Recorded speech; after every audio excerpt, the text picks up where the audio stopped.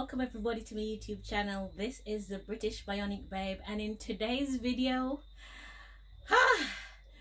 we're going to talk about how the man I thought was going to be there for me left me high and dry.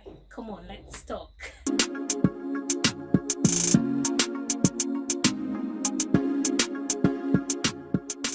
Okay, hello everybody, welcome back to my channel.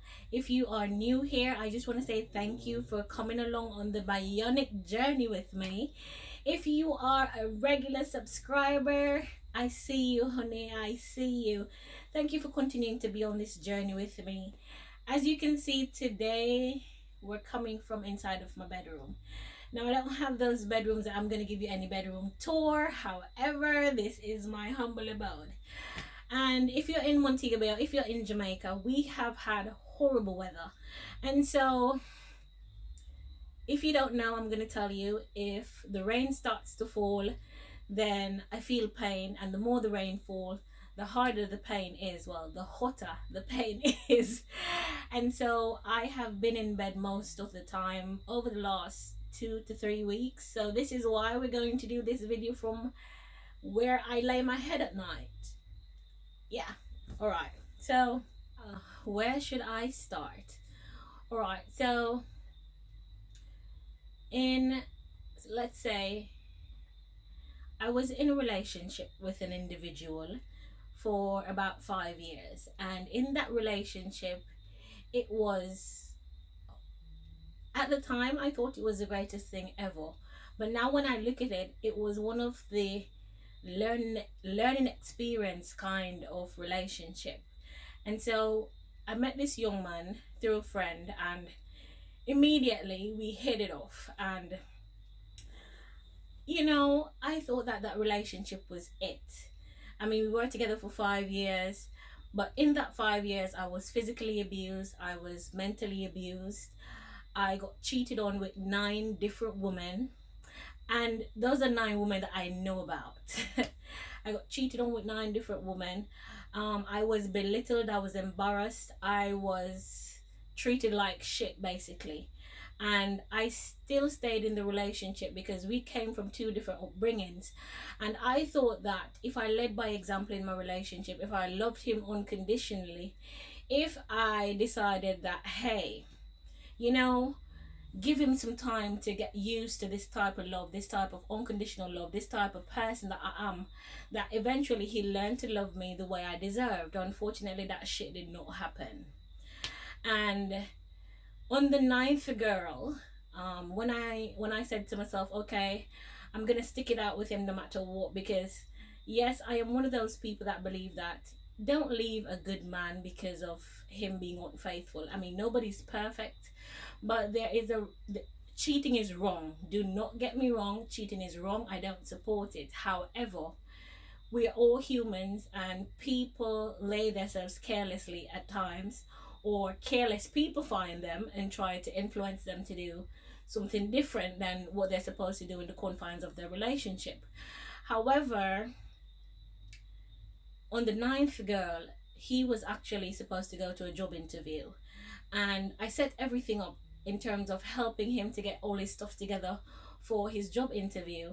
And instead of going to this job interview, he actually took 3 transportations to go and have sex with this girl. Now, yes, it took me 9 girls to realize that, hey, he's never going to change.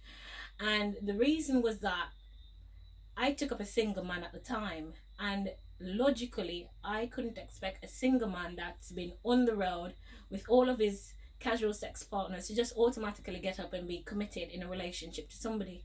So, you know, I said, okay, let's give him the first year. But I mean, after 4.5 years, you should have gotten all of that out of your system. That's my belief. You should have gotten all of that out of your system, and therefore you should have now been in a state of mind where you see that I'm for you. No matter what trials or tribulations that we went through, you saw that I was always there. I always supported you. I never gave up on you. And I was there 110%. As a man, I think you would, you know, do away with your folly ways. However, that did not happen. And at that point, on the ninth girl I got cheated on with, I decided that I was done. I mean, my trust issues were through the roof. I second guess everything that he says or does, and then I was the older one in the relationship, and so he wasn't somebody that was leading me. I was leading the relationship, and so certain things we didn't get along very well, and so when I looked at it, I was like, okay, first of all, it's not a girl that he's had sex with before, so I could have said in my head, okay, they had sex before, he probably missed her vagina, and so, you know, he wanted a taste again. Nope, brand new girl. So first of all, brand new girl, he doesn't know how she feels, what she's capable of, but instead of going to the interview to get a job that's going to help us financially in our relationship, you decide not to go to the interview and go and have sex with this girl. I decided at that point that that was the last of it, and I should have left, right? Oh no, I did not. I did not leave at that point. I made his life a living hell, and at that point I stopped being as loyal and as faithful to him as I had always been through the entire relationship, because no matter what he did, I didn't cheat on him. I didn't give people the leeway to think that they had an opportunity to get into my life, because then I'm a sapiosexual and therefore I have to be mentally stimulated. Now, if somebody actually has the opportunity to mentally stimulate me, it simply means my relationship is done, because I can't go ahead and be nice and jovial and supportive to two men at the same time. Somebody's gonna fall by the wayside. And so I didn't leave the relationship. I thought that I should try to inflict hurt on him as he inflicted hurt on me. And to be honest with you, I did not cheat on him physically with another man. What I did was, I had a girl that liked me, and the girl that liked me, I gave her the time of day, and it was a distraction from what I was going through, and she treated me in a way where my partner was supposed to treat me at the time. And I know this would devastate him, because I mean, in a Jamaican society, if you're with a man and then a female comes and is taking the attention of your girlfriend, then hello, that's a very big scandal. And he was the type of person that was known because of the relationship, because of the business that we built together, and I was okay with that at the time. Even now talking to you guys, I was okay with that. But when he found out, what happened was that when he found out, because he went into my phone, and when he found out, I was afraid that he was going to hit me, and I believed that in that moment his rage and anger would hit me so hard I'd probably die. So when he found out, when he found out, I just took my purse, took my phone, and I walked out of our apartment. And that was the last time I walked out of that apartment and didn't go back. And that was in July of 2017. And even though I walked out of that apartment and I came back home to my parents, you know, when you're in a relationship and nobody has really said it's over, it's done, none of us really said that. So I guess at the back of our minds, all I did was move out. Honestly, at the back of our minds, all I did was move out. But then in moving out, we didn't really communicate that much as a couple. It was like he was there and I was here. I got a new job. I started to talk to my friends again, because of the type of relationship I had and the way he treated me and the way they saw that they treated me, most of my friends kind of isolated themselves from me, because then they didn't believe that he was good for me.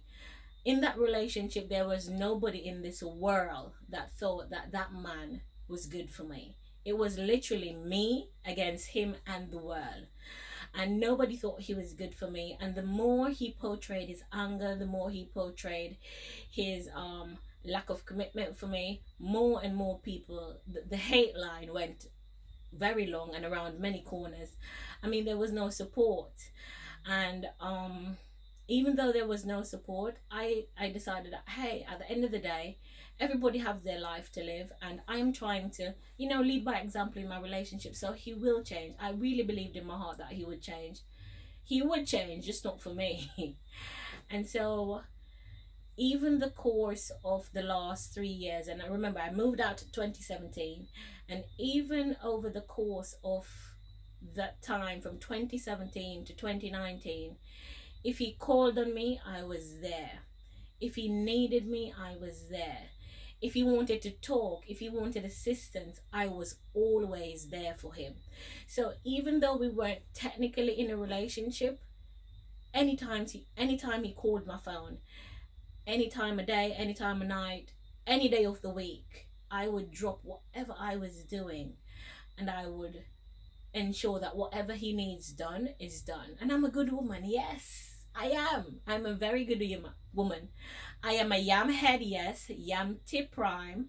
I think, listen, more than a yam was in that in that field, probably some of the sheen, some sweet potato, because it could not be yam alone. So yes, I was an official yam head, yam tip prime, yamabella on Yam Street. Yes, I was. I admit it, and I'm okay with it. My name is Deana-Rae Clayton, and I was a yam head. Right? So I was there for him no matter what.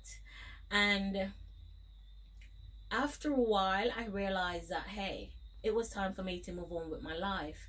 And I was doing that with or without a conversation with him. And so when I changed jobs, because in February of 2019, I changed my jobs, and I was single. I mean, I've been living a single life, and because I wasn't so healed from that 5-year relationship, I mean, people came along, they wanted to date me, they wanted to have sex with me. I was not about that. I cannot do casual sex, I cannot do one night stands, so that would never interest me at any point in my life. And so I kept to myself. I regained my positiveness, because the girl I got cheated on with, they were slim. So that was the first thing that, mentally got to me. Then there was the physical abuse, then there was the mental abuse, then there was the verbal and emotional abuse, and I sat through that for 5 years. Yes, yam head, I get it. And so I started to work at a new place, and in working at a new place, I met somebody. And when I met that young man, he was nice. He was tall, dark, and handsome. He had a wonderful voice. He was legitimately, physically gorgeous. And so, because of the position that he was in the company, I would not get his attention, and I tried for 2 weeks to get his attention. And after 2 weeks, he actually realized that, I was flirting, I was trying to get to know him and all of that. And when he realized that, when he realized that, we started to talk to get to know each other. So first of all, we have the X on one side, the 5-year relationship, the X, right? Now we have individual number 2, right? So when my accident happened, it was the 30th of June 2019.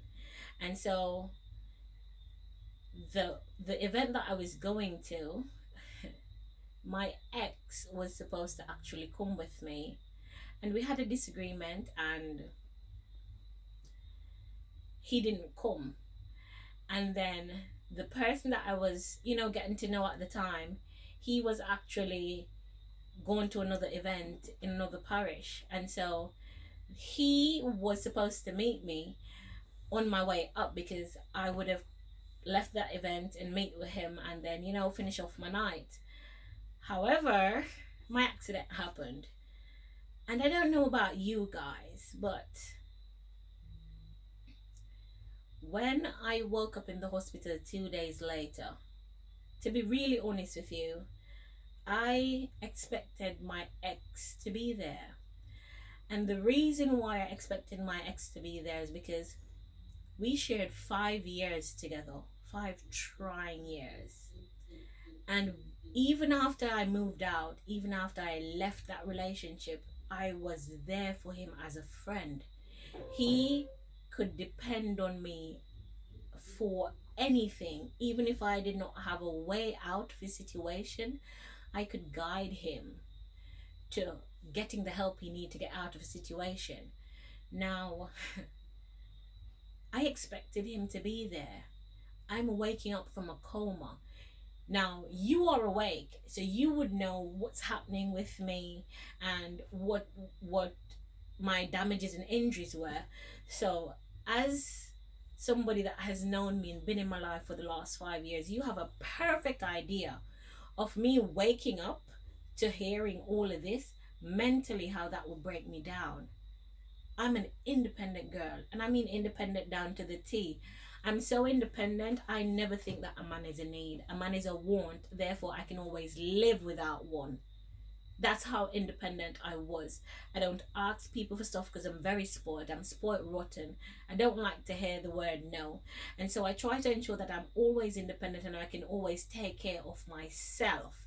I can always do the things I need to do for myself. If I need something, I get it for myself, because nobody's going to be out here saying because of them I have what I have, or because of them I can go here, or because of them I can do here. And oh no, honey, I'm not about that life. So you know the type of person I am, because I even in all relationship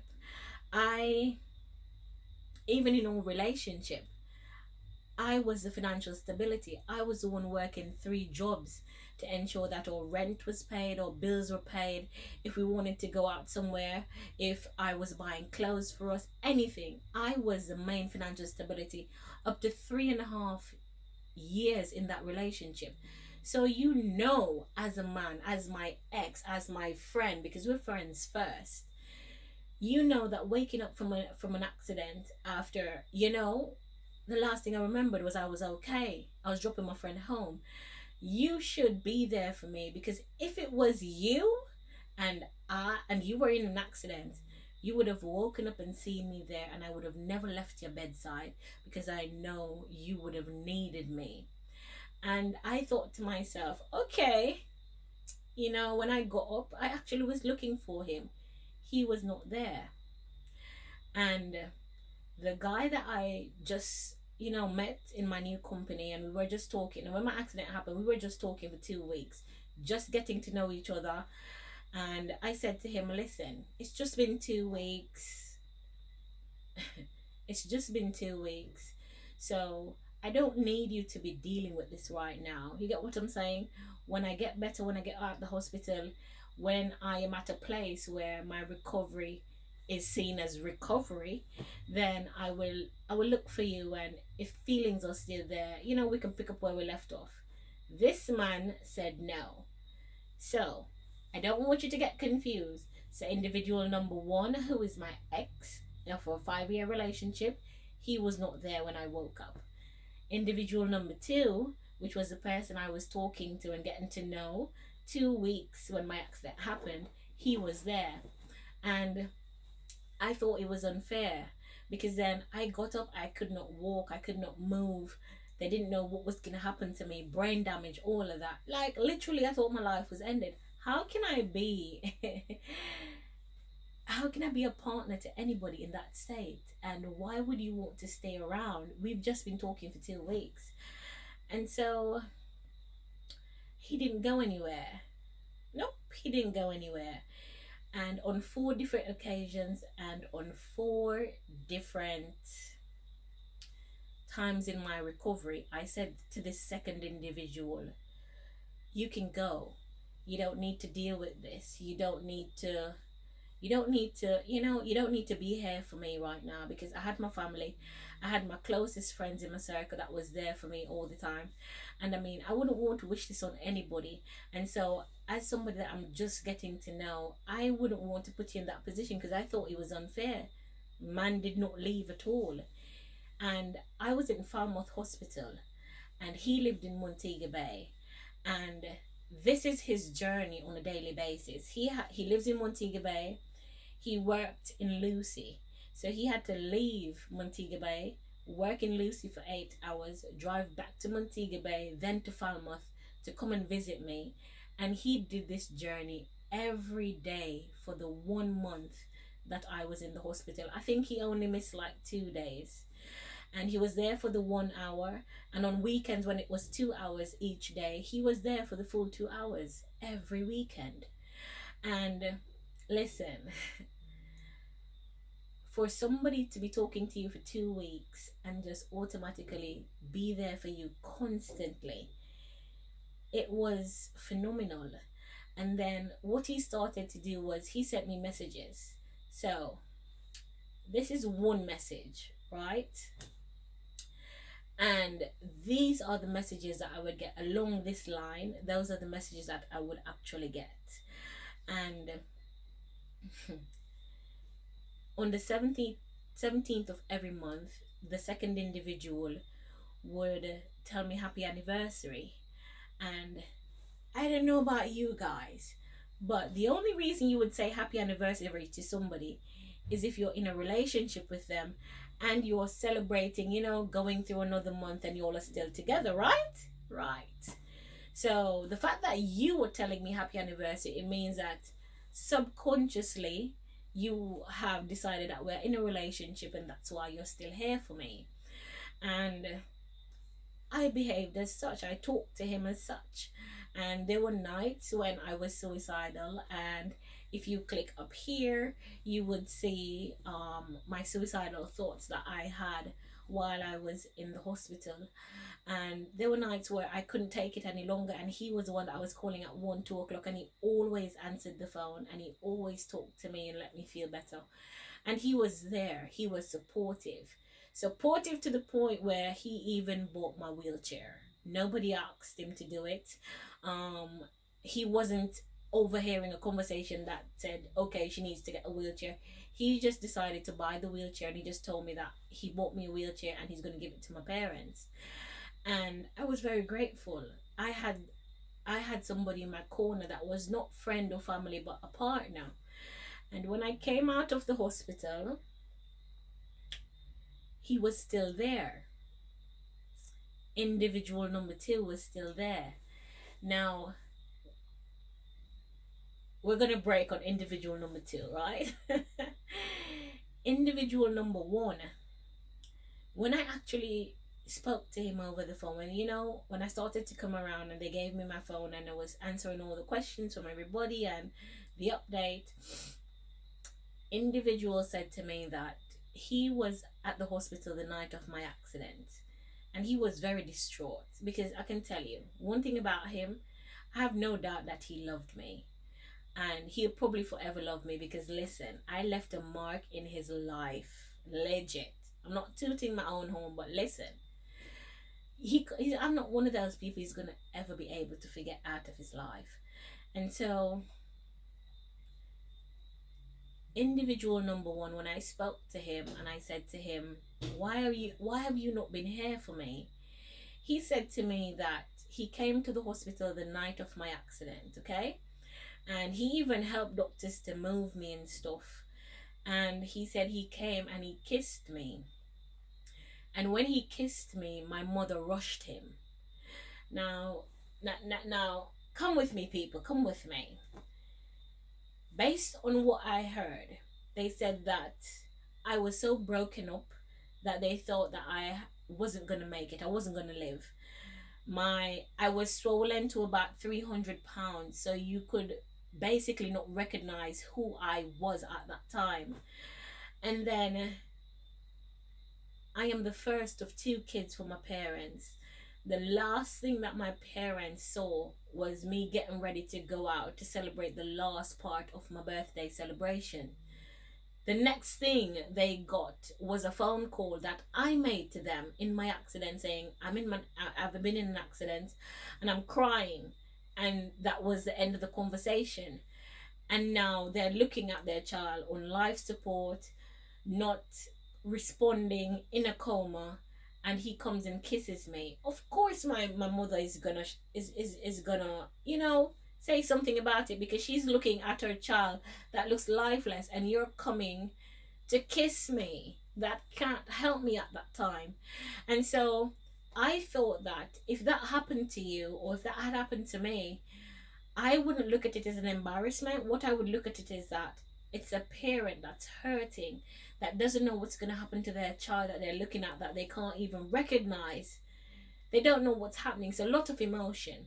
So based on that emotion, that's why she reacted in that way. However, individual number one said that he was embarrassed about it, and on top of that embarrassment, he was not in a position to financially help, and he didn't think anybody wanted him around. Who gives a crap about that? Nobody would have asked him to help financially, and he's a logical person. He is good mentally. And I thought that being with me and knowing the type of person that I was, and waking up to something like that, what it is that you could have provided me with, which was mental help, mental rehabilitation, being there for me, talking to me, that is what you could have provided. That is what you should have provided. Because if it was you, I would have been there for you. I wouldn't have had it financially to go and, get the stuff you needed for your surgery. I couldn't have done that. But whatever it is that I could have provided for you, I would have provided. Because that's me. And yes, I can't expect people to act like how I act, or behave like how I behave, or expect them to. But that's just common courtesy. I'm sorry, I'm getting emotional. Sorry. Okay. First of all, we're not together. But it's my immediate ex, and we have been talking, we've been friends. I've been helping you out. So naturally, hearing that I'm in an accident like that, you would come to my rescue or to my bedside. But because of my mother rushing you, you decided that, okay, I've been in hospital for 30 days and not once did he come and look for me. He said to me when we finally had a discussion about it that he treated my accident like I was in the army abroad, and he couldn't talk to me and he couldn't see me until it was convenient for me. Oh, yes. That is what he convinced himself in order to probably feel better about his decision of not coming to see me. The physical abuse, the emotional abuse, all the cheating did not hurt as bad as his decision to not be there for me in a time I needed him. In a time I needed him the most, he was not there for me. And that cut deeper than anything he did in the 5 years we worked together. That was the end of individual number one. Individual number two. So yeah, I left off where he was always there for me, right? Came out of the hospital on the 30th of July. And even coming home, individual number two was there for me. He was there. He came to see me every evening after work, and he was here for about 2 hours. Then he went home. We were on the phone until he fell asleep, and this was religiously, right? And he still told me happy anniversary on the 17th. And one day he came to me and he gave me a little bag, and he said to me that these earrings, I should wear them because of work and because of his kids, he may not be able to come and see me every day. However, on the days that he doesn't come and see me, I should feel my ears and remember the synergy that we both have.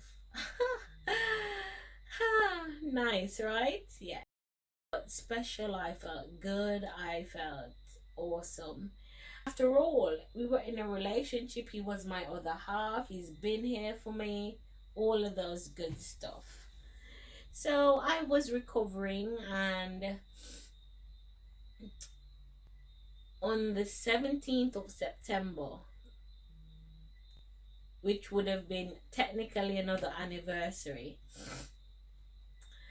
I had reached a point in my recovery where I was now using my walker. So, of course, I'm excited because listen, I was immobile and on my back for 4 months. I could not do anything for myself at all. So now reaching a point where I could sit up at the side of a bed, I could use my upper body strength to use a walker to stand up for a little bit and move. I could at that time I could move like 4 steps. And I was excited to show my boyfriend that I was making progress. And on the 17th of September, I showed him what I can do, and he was very excited. And on the 18th of September, I never heard from him again.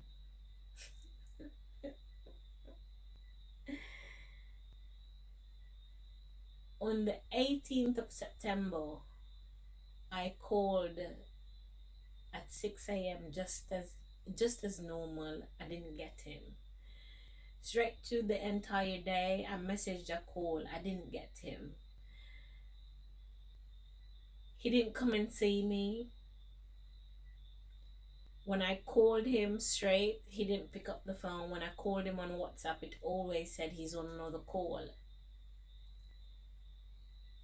And that was the beginning of individual number 2 ghosting me. And for 1 week straight, I was not able to get individual number 2. And that 1 week turned into months and months and months. And after about 2.5 months of not hearing from him and not seeing him, he called me. And the way he called me, it was as if the last 2.5 months didn't happen. And our conversation was like, hey, what's up? How you doing? How is recovery? I was like, what? And when we finally had a conversation, this is what he said to me when I asked him what happened. He said to me that we were never in a relationship. Based on his definition of what a relationship is, we have never been in a relationship. And I gave him all of the things that he did that would constitute of him being in a relationship. He told me no. He then said to me the only reason why he sticked around after my accident because it was the right thing to do. And I said to myself, why would it be the right thing to do when, as I woke up, the same day I woke up, I said to him, listen, you don't deserve this. You don't have to be here for me. When I get better, I would actually reach out to you. And if there was something there, then, we could pick up where we left off. I've said this to you 4 different occasions at 4 different times in my recovery while I was in the hospital. And you got so angry at me at one time where a nurse had to ask me if I was okay. You were angry that I was giving you that option. And I was like, okay, cool, okay. And now you're telling me this? Listen. Tell me now, why is the male species this horrible? These are the things why people say niggas ain't shit. And I can say the N-word because, yeah. But imagine I'm a nice person. And I treat people accordingly. I treat people how I would want to be treated. And so, listen, I don't know what I did, whose white fowl I ate, why these two individuals would hurt me in this way, where I'm recovering physically and mentally, they're breaking me down. And these are some of the things that contribute to my mental battles. Even now, when I'm talking to you, when I remember what I had to go through at night in order to convince myself that living is better than dying, between physical pain, between mental pain, between smiling and ensuring that I have a pleasant face when people come to see me, when my parents are around, because I don't want people to feed off my energy. And then I truly believe if I have a positive mindset, my body has no other choice but to heal. And these men were just, oh, a lot of you have heard in my interview when I said I don't know who's gonna love me now, who is gonna want me in the current state that I am, because there's certain things about my medical, about what's happening to me that's very unknown. And yes, guys, I'm a little bit emotional because thinking about the whole situation again, and how I'm a good person, how I'm always there for people, how I'm supportive, how I never ask people for more than what they can give, and I never expect them to give me more than what they can give. I accept people for who they are, and a lot. But what I learned in my accident is that I have overestimated my importance in people's lives, and that is really what all this story is about. It's actually understanding that when people show you who they are, look at it, analyze it, and see if it's something that you can work with. Because I made an excuse for individual number one because of how he grew up. I thought that, I didn't think I was better than him, but we grew up in different type of backgrounds, and we have different type of parents, and we're exposed to different type of things. And so I believe that if I could show him my way of living, or if I could expose him to certain things, then he would see the need on his own to love me and take care of me and be a good partner to me, because I led by example. And that did work. It just didn't work for me, because he's now in another relationship, and he is being the man to that person that I think he should have been to me. And individual number two, I have no clue about what he's doing or who he's with, and I really don't care. What it boils down to is that, yes, I may think that nobody would love me how I am, or nobody's gonna want me, but I want myself, and I love myself, and that's really all that matters. Because then if I can love me how I am now, with the blind in one eye, with the eye not looking so good, but I'm still gorgeous, as you can see, yes. I may not can walk fully, but I can move, and there's a lot of ways to go around the stuff that I need for myself. So what I have done, and what you need to also do, because your legs work, right? And whatever trauma that you've been through, whether it's relationship, whether it's an accident, whether it's a critical illness, whether it's the death of somebody close to you, whatever type of trauma it is, you cannot sit down and be depressed about it all the days of your life. You need to accept the situation for what it is, because you have no control over that. Accept the situation for what it is. Grieve, cry, scream, write a journal, write a book. Whatever it is that you need to do to accept what has happened to you, and then you need to move on from it. Because in order for you to feel better about the situation, in order for you to really see if you have learned your lesson, it's the decision you make to move on from that situation, from that trauma. It's the, listen, love yourself. Love yourself first. And then the right people would love you for who you are. Because I was worried about the wrong things. I was worried about who is going to love me now, who is going to want me now. I want myself. I love myself, and that is what matters to me. And whatever plan God has for me, whether that is with somebody or not, He knows my heart's desire.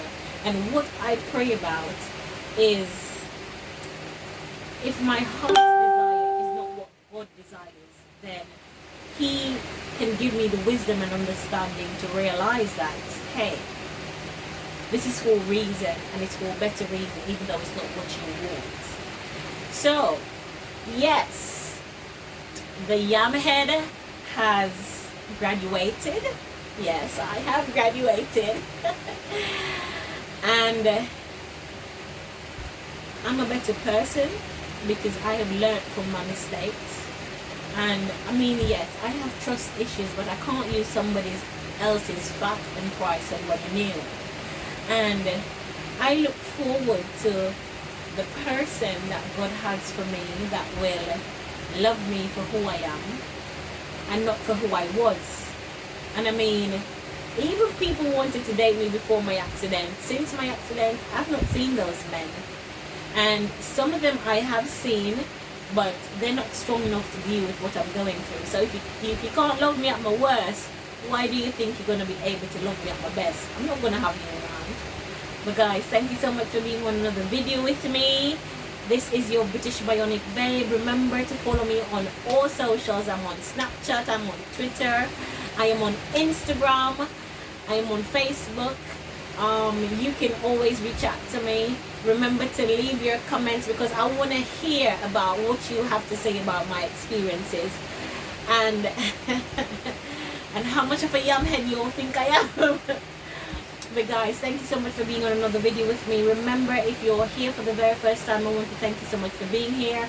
Hit that notification bell, hit that subscribe bell, and I will see you guys in the next video.